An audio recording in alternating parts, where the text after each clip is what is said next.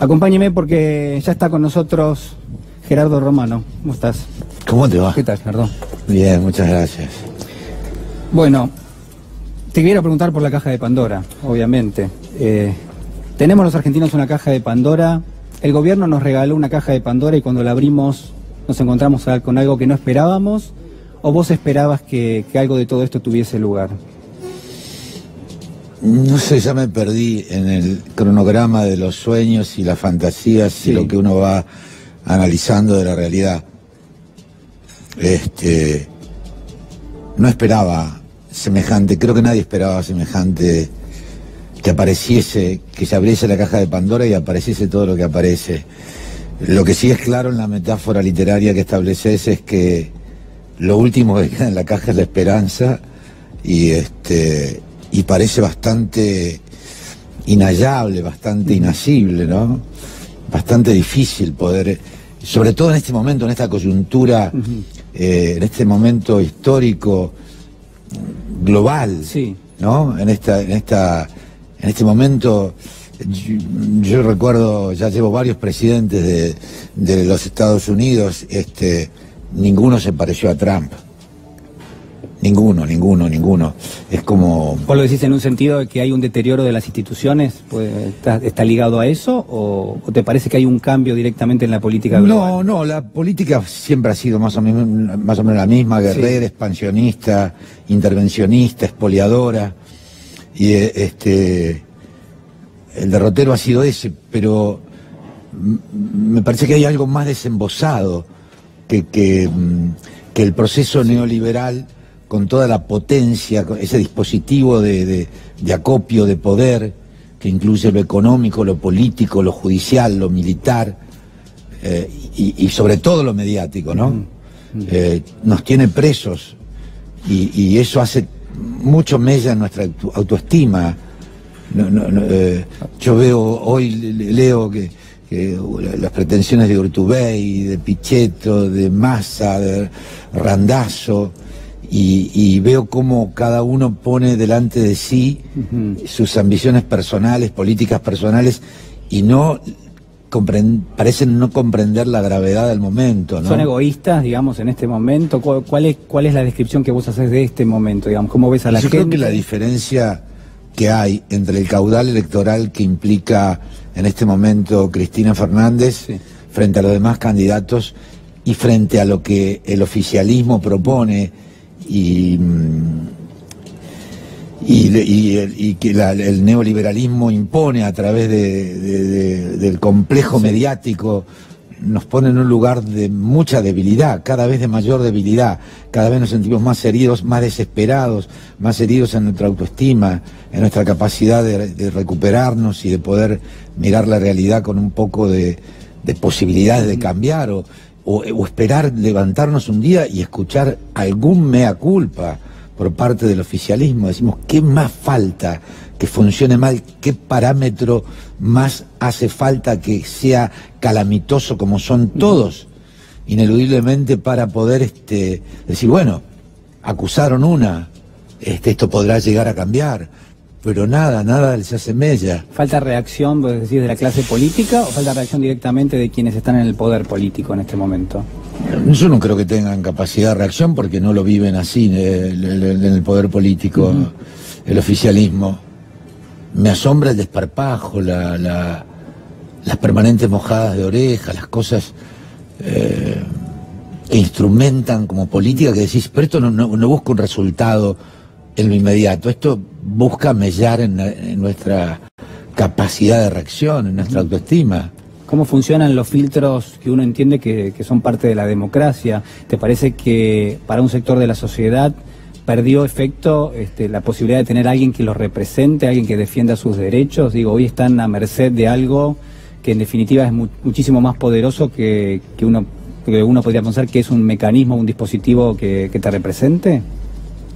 Mirá, Cristina es el principal o la única opositora de verdad de este gobierno por las políticas realizadas y por la coyuntura de lo que se propone en este momento. Pero la verdad es que pareciera que lo veo un boxeador tan golpeado que digo, también lo verá, ¿cómo lo verán los que están convencidos? Yo estos días he tenido un derrotero en el cual me he encontrado hablando frecuentemente del caso de Nisman, y la cantidad de gente, la forma en que la derecha exige que lo de Nisman sea un homicidio es impresionante. Pero hubo un periodista que tuvo el tupé de decir que el libro de Dugan, de Pablo Dugan, que se llama ¿Quién mató a Nisman?, es una basura. Y preguntarle, ¿lo leíste? No, no lo leí. Me bastó escucharlo hablar. Entonces ya no queda ni el diálogo, no queda ni la posibilidad de expresar ideas, de debatir ideas. ¿Te parece que lo que algunos llaman la grieta es algo necesariamente malo en una sociedad democrática? Pero cuando está tan desbalanceado, cuando uno se ve tan golpeado y están emblocados los medios. Porque uno podría pensar que puede existir en democracia y que de hecho sería deseable, ¿no? Yo no estoy de acuerdo con que la grieta tiene que desaparecer y en algún momento todos vamos a pensar igual, ¿no? Porque a veces hay quienes proponen eso. Y en ese sentido siempre la hubo, pero en los tiempos evolutivos o involutivos en los que estamos, la verdad que uno piensa que hay lugares de la grieta que no deberían volver, pero uno ve las circunstancias geopolíticas, lo que pasa en Venezuela, el vicepresidente de Estados Unidos incitando a la población venezolana a salir a la calle, Latinoamérica, cómo sea el cisma que se produce en Latinoamérica, a pesar de que Putin y de que China y de que México y de que Uruguay y de que Evo Morales tienen otra posición, ¿no? Tienen otra posición, sí. El mundo es grande. ¿Pensás que estamos en una nueva etapa donde los países de la región son mucho más permeables a lo que, por ejemplo, quiere Estados Unidos? ¿Te parece que este es el momento? Y yo no recuerdo otro momento, salvo la época de las dictaduras militares, pero eran dictaduras militares. Así que ya tenían el rótulo, se habían autorrotulado como dictadores y lo asumían. Pero cuando vos ves que aparece la ley de extinción del dominio como cortina de humo y tiene reminiscencias de la Conarepa, entonces uno dice, pero es un tema de maquillaje, pero la situación que se está viviendo es lo mismo que en las dictaduras en democracia. Bueno, vos sos un eximio actor, pero además sos abogado. Sí. ¿Qué te parece este DNU, ¿no? Que vos estabas mencionando recién, el decreto del presidente? Y muy parecido a los DNU que firmó cuando quiso introducir como miembros de la Corte a Rosenkrantz y a Rosati, ¿era? Sí. A Rosati, ¿no? Sí. Sí, muy parecido. Me asombra esa desfachatez presidencial de total no pasa nada. No tienen costo estas pruebas que se hacen. Pero hubo especulación, ¿te parece, en términos políticos? Es decir, se jugó más a instalar un determinado tema que a la posibilidad de que eso termine avanzando efectivamente, porque algunos dicen, bueno, no es constitucional directamente. Bueno, pero es que esto es el tema, rozan la institucionalidad permanentemente. O sea, en lo económico no hay ningún logro, son todos fracasos, rotundos fracasos. Nunca se vivió tan mal, tengo 72 años, nunca viví tan mal en la Argentina como con este gobierno, dentro de lo que es la en lo coyuntura. Social, en lo económico, en lo social y en lo político, en todos como los gobierno democrático, sí. ¿Y claro. por qué te parece que es así? Y yo creo que hay una mezcla de incapacidad y de un plan diabólico de la derecha más abyecta que nos está conduciendo por el peor de los caminos, porque cuando uno mira las cifras, mira los números, dice, pero si hoy hubiera elecciones y hoy accediera el mejor, el más importante, el más capacitado de los opositores, ¿con qué elementos podría recuperar? ¿En qué estado nos dejan? ¿No nos dejan maniatados? ¿No nos dejan en un estado de indefensión? porque el tema del endeudamiento es básico, las obligaciones para no entrar en default son perentorias. Y se supone que sí, que la Argentina resigna a partir del año 2020 parte de la soberanía que tiene para tomar definiciones en temas de política económica. Bueno, ya este año, de hecho, lo resigna, con la consecuencia de que el año 2020 empezamos a devolver la plata del préstamo del Fondo Monetario, ¿no? Y tendremos que pagar ya hasta el 2090 y no sé a cuándo lo fuimos, 2100...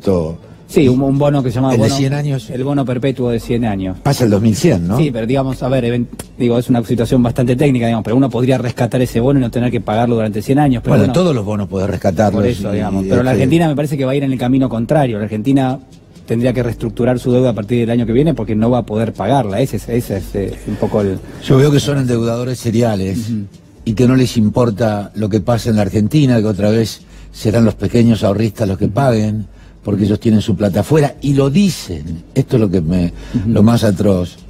Que Duhovne diga que no trae la guita porque no confía en que en sí mismo debe confiar. No confía en las políticas. En su propia gestión, decís, no confía. Claro, confía en su gestión, pero justamente porque confía en su gestión no trae la plata, porque él sabe que no es ¿cómo haces? ¿Qué haces con la plata que tenés en la caja de seguridad hoy en la Argentina? ¿Qué le aconsejas a alguien? ¿O qué te aconsejas a vos mismo? Claro. ¿Qué sería lo que podría no dar una rentabilidad? No, a ver, digo, la lógica indica no perder el capital. Que ese dinero tiene que ir, que es ahorro y que tendrá que ser inversión y que eso tiene que transformar y tiene que dar trabajo, tenés que pagar impuestos, el Estado tiene que tener más recursos y distribuir. Yo creo que va a haber que hacer políticas muy radicales, en contrario, políticas que se practicaron hace 60 o 70 años, esto que dice siempre el presidente, los últimos 70 años, para incluir tendenciosamente el peronismo y desconocerlo como transformador, pero te hablo de la nacionalización de la banca y del comercio exterior, porque si no seguimos presos del neoliberalismo, las grandes empresas exportadoras industriales, fundamentalmente automotrices, agropecuarias, minerales y petrolíferas, siguen siendo de unas pocas multinacionales, no hay que repatriar el dinero, se fuga el capital, nos endeudamos. ¿Cómo vamos a salir de esto? Y te quiero preguntar esto porque me parece que es importante. La verdad yo valoro mucho cuando alguien que pertenece al ámbito de la cultura, vos sos transversal, digamos, perteneces a otros ámbitos también, pero digo, cuando alguien que pertenece al ámbito de la cultura se mete en política y tiene una mirada social, ¿te parece que en la Argentina, desde el arte y desde la cultura, falta una mirada de lo social o no? ¿O está? Creo que sí, porque yo recibo cierta credibilidad respecto de mí y hay algo que yo siento que me torna creíble y es que yo no cobro nada de ningún lado. Yo no soy ni periodista, ni panelista, ni funcionario, ni fui funcionario, ni voy a serlo, ni voy a ser candidato. Yo estoy acá sentado hoy, vuelvo a mi casa, estoy solo con mi angustia, no tengo ninguna solución, pero tengo la posibilidad de decir y la notoriedad para poder expresarme y decir lo que pienso y tener esta mirada cruda sobre la realidad que nos abarca. ¿Y cómo es tu cotidianeidad, digamos, cuáles son tus puntos de contacto con la realidad, ¿no? Esto que a veces se dice que hay funcionarios que tienen el síndrome del palacio, digamos, no salen de una oficina, no leen la realidad y en algún caso no hay una reacción a lo que pasa. Muchas veces uno cree que directamente ni siquiera tienen contacto con esa realidad. Digo, ¿cuáles son tus puntos de contacto? En la realidad, lo cotidiano. Yo vivo solo, me cocino, me hago las compras, me limpio mi departamento, tomo el subte, tomo el bondi, hablo con la gente me habla. ¿Qué te dice la gente? ¿Se te acerca para qué? Bueno, para decirte... Voy a una pescadería que se llama Ostramar, que está ahí por Santa Fe y Julián Álvarez, y hay un pescador, no, un vendedor, pero parecen pescadores, ¿viste? Como están con las botas blancas y qué sé yo. Y el otro día me dice, con vos tengo que hablar. Nunca me da bola el tipo, nunca me habla. Tiene cara brava, pesada. Y digo, uy, qué cagada, ¿qué me vendrá a decir? Me irá a encarar, a reprochar qué. Y había gente esperando, dio toda la vuelta al mostrador y vino y se me plantó acá en la cara y me dijo, decime, ¿por qué sos el único que alza la voz? Y dije, bueno, no sé mi voz qué potencia tiene, qué claridad tiene, qué importancia tiene, pero Si yo percibo que la voz que se escucha, o que escucha el vendedor de la pescadería, es la mía, sí, estamos mal. Estamos mal porque incluso veo compañeros que también son transversales y ocupan varios lugares y son artistas y que leen la realidad desde su conveniencia personal, desde su genuflexión, porque si fuera por mi lugar socioeconómico, yo no tendría que estar acá, yo tendría que estar callándome la boca respecto de lo que mal hace este gobierno y dejando pasar las cosas y dibujándola y tirando la pelota afuera. Y no, este programa no hubiera venido nunca, porque sé cuál es la editorial y sé cuáles son las metáforas literarias que estableces con la política. Sí. Te quiero preguntar a ver, obviamente sos muy crítico de la realidad. ¿Sos crítico también de errores que se hayan cometido quizás en ciclos políticos pasados? ¿Te parece que faltó algo? ¿Te parece que eventualmente si vuelve Cristina tendría que proponer algo distinto a lo que pasó? Y sí, habría que descubrir claramente qué fue lo irritativo, además del desgaste natural que tienen los gobiernos que duran tanto tiempo. Fueron ciclos largos, ¿no? Sí, son 3 periodos largos y que fueron tan transformadores que no administraron la crisis, porque es muy fácil los gobiernos que pasaron, o los gobiernos obsecuentes, genuflexos con el neoliberalismo que comenzó con Menem y que, bueno, obviamente no tenía oposición, el de la Rúa en la misma línea. Rescato bastante a Alfonsín, pero igual, claro, venir de una dictadura no es lo mismo. Pero bueno, viví muchas dictaduras, pero viví el gobierno de Ilia, que tenía la falta de legitimación de haber accedido al poder con el peronismo proscripto y con el 20 moneditas % de los votos, pero sí pude presenciar, vivenciar personalmente su honestidad, una pulcritud. Ahí podría mirarse un poco el kirchnerismo, ¿no? ¿Qué te parece que está pasando en la región? Brasil tiene a Bolsonaro ahora en el poder, un Bolsonaro que, bueno, obviamente, le hace guiños a los Estados Unidos en algún punto, y un Bolsonaro que al mismo tiempo ha planteado una especie de mini revolución ahí adentro, con algunas medidas muy polémicas. ¿Eso es algo que puede pasar en la Argentina? Yo creo que está pasando en la Argentina. Creo que Macri es Bolsonaro en la Argentina. Es ingeniero, no es capitán. No dijo las cosas que dijo Bolsonaro en campaña. Me parece que no le hubiera ido tan bien. Perdió por un punto y poco, ¿no? Ese punto y poco se habrá limado en función del desastre económico, de lo mal que vivimos, de la sensación de angustia que percibimos cuando hay antivirus y no hay más Ministerio de Salud, cuando tomar un subte o un colectivo es para una persona que tiene una capacidad, es un transporte público, cuando nos prometen la reforma previsional y la hacen, reprimen y la hacen, y prometen la reforma laboral, y eso ganando las legislativas de por medio.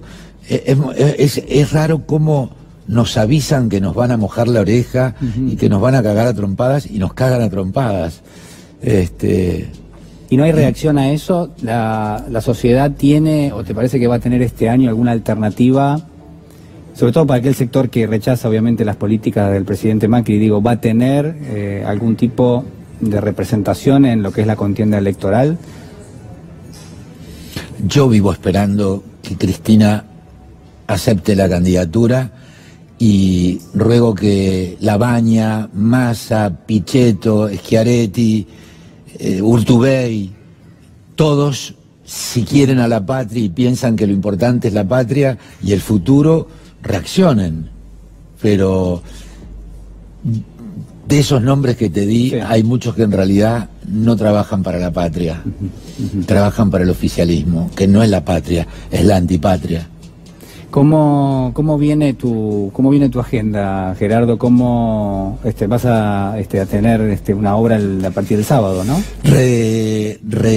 Reestreno Un judío común y corriente en el Chacarerian, que entra en su 5ª temporada. Y tiene bastante que ver, porque es la vida de un judío que vive hoy en Alemania y tiene que convivir con el peso psicológico de convivir con los nietos de los genocidas. Los sobrevivientes de los campos es gente que está pisando los 90 años. Hay gente de 90 años. Fue un totalitarismo, el nazismo, el estalinismo, el fascismo, el neoliberalismo. Sí. El virus neoliberal se inocula de la mano del totalitarismo. Todas estas medidas en contra de las instituciones, en contra del orden jurídico, en contra de la Constitución que establece este gobierno permanentemente, tienen rasgos totalitarios. Hannah Arendt hablaba, pareciera que el totalitarismo es algo del pasado, que pertenece a ese tipo de sistemas de gobierno, al nazismo, al estalinismo, pero no. El totalitarismo está presto a inocularse, enancado en el virus neoliberal y realmente nos pone en una situación. Parecía, cuando hablaba Fukuyama a fin del siglo pasado, parecía que se hablaba del fin de la historia, ¿no? Y de verdad decíamos, pero se terminó la historia, es el liberalismo, pero no. Estaba el neoliberalismo, el ultracapitalismo. Sí, una nueva fase del capitalismo. Una nueva fase. Pero con mayores dudas, me parece. Pero ¿no? claro, pero ahora entiendo los globalifóbicos. Decís, estos tipos que pelean. Sí. Pero bueno, hay que mirar a los chalecos amarillos, hay que mirar a Francia, que no solo fue la revolución de los comuneros, el único caso en la historia en que Lethier, el gobernante de Francia, arma a los franceses para enfrentar a Bismarck, para enfrentar a Alemania, y se dan vuelta con los fines y dicen, no, devolvenos el poder, hijo de puta, sí, danos un poder. Suele pasar, ¿no? Es un ejemplo que se repite mucho en la historia, en definitiva. Sí, sería bueno que nos pasara acá, ¿no? Habría que ver cuál sería el pretexto bélico. Bueno, ojalá que sea todo pacífico, ¿no? Por supuesto también en Venezuela, en definitiva, ¿no? Que sea todo pacífico. Por favor, pero sí, bueno, creo que la situación de Venezuela se puede arreglar, creo que va a prevalecer la democracia, la autodeterminación de los pueblos. Sí, es la idea. Y Estados Unidos va a quedar como siempre. Sí, yo pienso que Argentina tendría que haber tomado la misma posición que tomó México, ¿no? La no injerencia en cuestiones domésticas. Bueno, decir lo que dijo la Organización de Naciones Unidas, ¿no? Sí. La ONU se pronunció a favor de la democracia, de las instituciones. Sí, eso es importante. Gracias por estar con nosotros. Muchísimas gracias. Bueno, sígame porque vamos a repasar los datos del día. Bueno, este dato que estábamos dando a comienzos del programa y que conversábamos con Gustavo Silvestre y que es sumamente elocuente, ¿no? La caída del 7,5% en lo que es la actividad económica. Ustedes saben, el INDEC calcula un indicador que de alguna manera nos trae relativamente rápido lo que son los resultados de actividad y después recalcula eso y termina dando a conocer lo que es el Producto Bruto. Bueno, en este caso, el estimador mensual de la actividad económica arroja para el mes de noviembre una caída del 7,5% contra el mismo mes del año pasado. Y esto es un acumulado del orden del 2,2%. Esto en el acumulado, obviamente hay que esperar el mes de diciembre, pero ya la economía se achica, en principio, según sostiene el INDEC, un 2,2% y la caída estrepitosa del 7,5%, que está basada sobre todo en la actividad del comercio, de la industria y de la construcción. Obviamente son los motores de la economía, el comercio muy vinculado al consumo y después, por supuesto, la industria, que es, como yo siempre le digo, la que genera los puestos de trabajo muchas veces más valiosos, los que cuesta muchísimo más generar en definitiva. Y en el caso de la construcción, que cae en forma estrepitosa también, y en este caso por la falta de desembolso, sobre todo en lo que tiene que ver con la obra pública.